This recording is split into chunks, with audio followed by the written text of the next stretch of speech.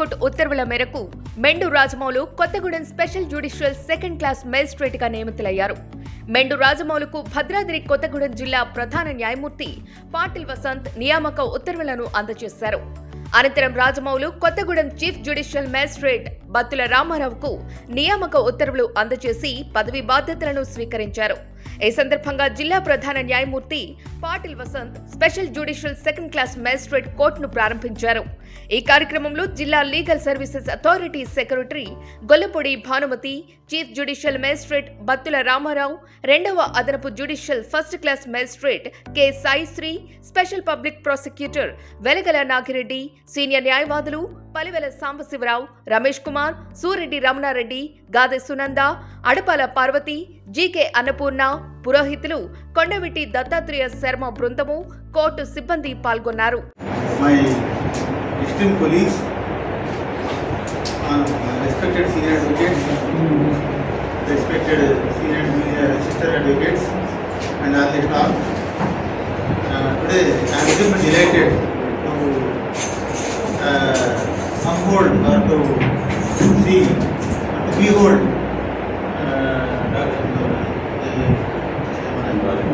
Mendu Rajamallu, the second class magistrate, because I still vividly remember that when I was posted here as a second class, second additional AFCM on in the month of June 2007, 6. Then within a week there was a program in this club, Kottagudem club, and thereafter the other day, the next day, Rajamallu and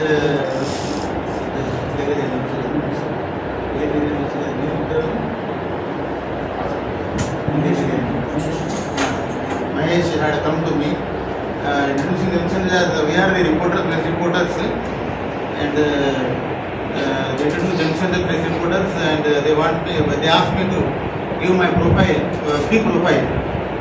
I said that what is the free profile is, from where you hail from or from where you should transfer to this station. And I got some profile and they got it printed as a news item in the latest Inadu newspaper. At that time, we remember correctly, Rajmul was press reporter for Inadu. Some newspaper. So even in those 3 years also, he had been in regular touch with me and other officers, and he moves very closely. And so far as qualities are concerned, the qualities such as the obedience is his hallmark. His loyalty, obedience, his respect, his manners, his mild attitude, and his perennial cooperation with the legal services committee. Even then, not now.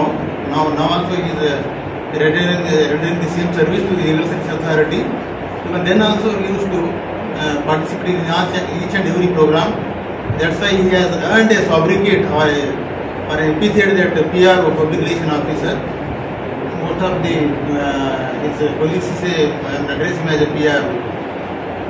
In one way or the other way, he can be done that PR is nothing wrong, because he takes interest, he takes initiative in every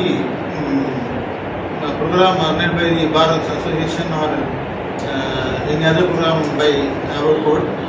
And there is a bridge between the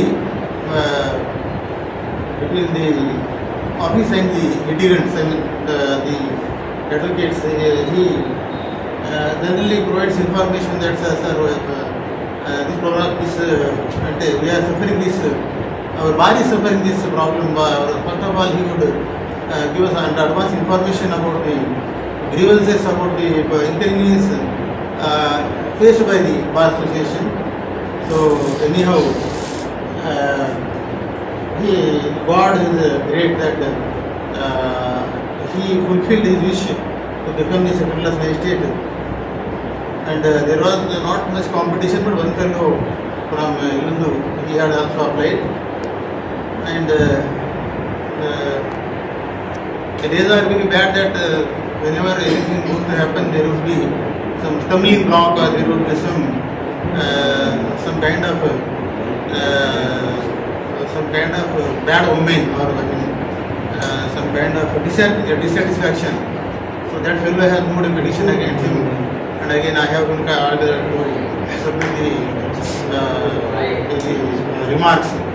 So I submitted the detailed remarks, and then upon my initiative, I can say there is no secret that he could get the appointment letter only within one day of my phone call to the Honorable High Court requesting to not to prolong his appointment and posting. Since posting to Peddapalli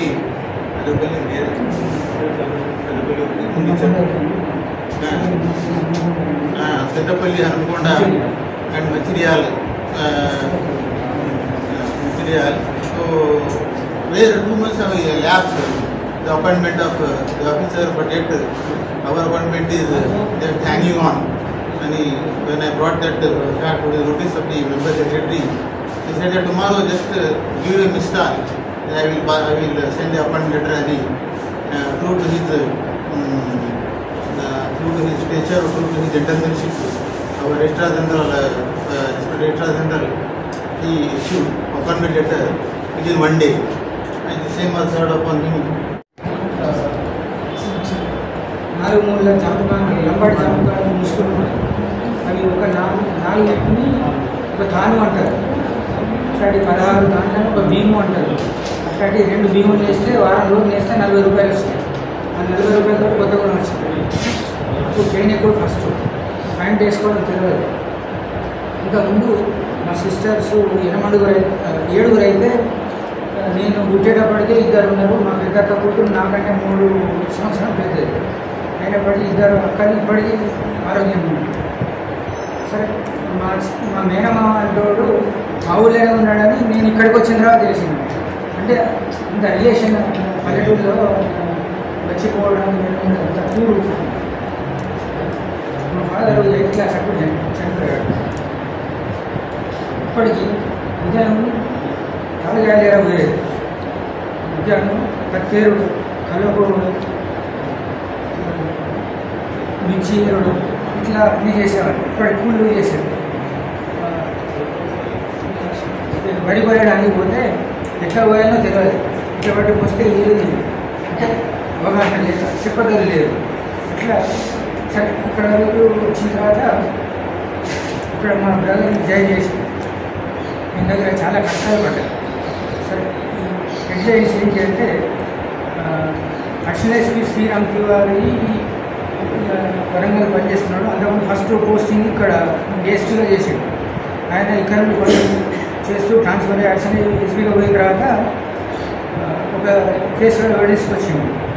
అప్పుడు Rajaratnam Naidu OSD ఉండే ఆయన దగ్గరికి ఆయనతో పాటు నేను వెహికల్గా వెళ్ళిన తర్వాత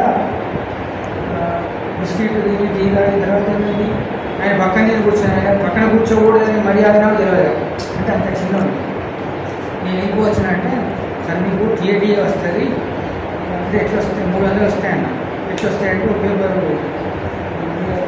సంఘం పెట్టి సంఘం చేసి మళ్ళీ వచ్చి ఇక్కడికి వచ్చి తీసుకొని ఏదో వచ్చింది. మళ్ళీ నాకు దిగిపోయింది.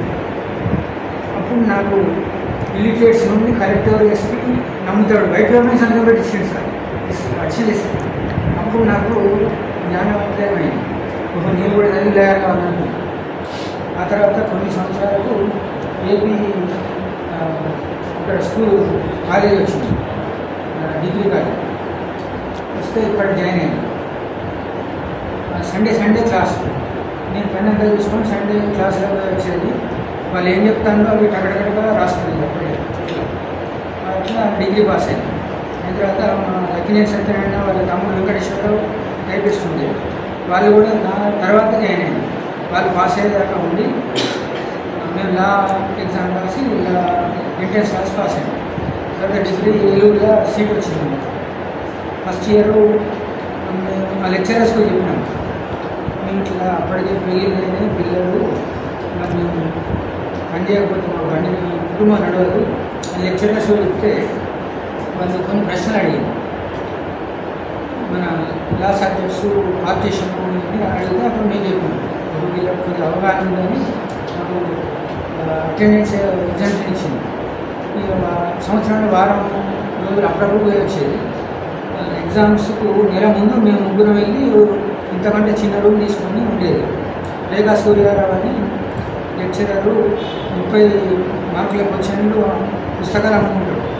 ఆయన దగ్గర ట్యూషన్ ఉంది. నెల రోజుల ముందు పోయి ఇక పలానా ఇంపార్టెంట్ క్వశ్చన్స్ వస్తాయని చెప్తే నెల రోజుల ముందు వెళ్ళి చదువుకొని ఫస్ట్ మేమంతా తెలుగు మీడియం వల్ల ఇంగ్లీష్ మీడియం ఇట్లా అని సబ్జెక్ట్స్ అని రాసిన తర్వాత 50 మార్కులు వచ్చింది ఫస్ట్ ఇయర్. ఓహో ఇంగ్లీష్లో మనకు పర్వాలేదు అని గట్టిగా ధైర్యం వచ్చింది. అట్లా కంటిన్యూగా చేస్తూ ఫైనల్ ఇయర్గా 2 ఎగ్జామ్స్ ఉన్నాయని మా మదర్ చనిపోయింది. చనిపోతే వచ్చి దహనం చేసి మళ్ళీ తెల్లారి పరీక్షకి వెళ్ళినప్పుడు బస్సులో సీట్ లేవు. ఫుట్బాల్ మీద కూర్చొని పోయినా తెల్లారి పరీక్ష మళ్ళీ రోజు ఉండి కర్మలు ఇక్కడ వీళ్ళని చేసుకోమని ఎవరు ఏమనుకున్నా సరే అది వాళ్ళు పాస్ అవుతాం నేను ఫెయిల్ అయితే ఆగిపోద్దని నేను వెళ్ళిపోయాను. ఏమని అనుకోరు వెళ్ళిపోయి పరీక్ష రాసిన పాస్ అయినా మార్చిలో 12న జాయిన్ అయ్యాను. లాయర్ అప్పుడు 1 year training period red time ఉండేది.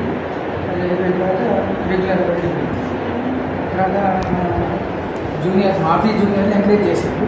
కేర్ చేయాలి అట్లా చేసుకుంటా ఇక్కడ దాకా నోటరీ 2011లో నోటరీ వచ్చింది. అప్పటి నుండి కంటిన్యూస్గా ఏ రిమార్క్ లేకుండా నోటరీ రెన్యువల్ అయ్యింది. ఇప్పుడు నోటరీ కూడా రిజిగ్నేషన్ చేసి ఇది వచ్చింది సార్. అంత మీ ఆశీర్వాదం.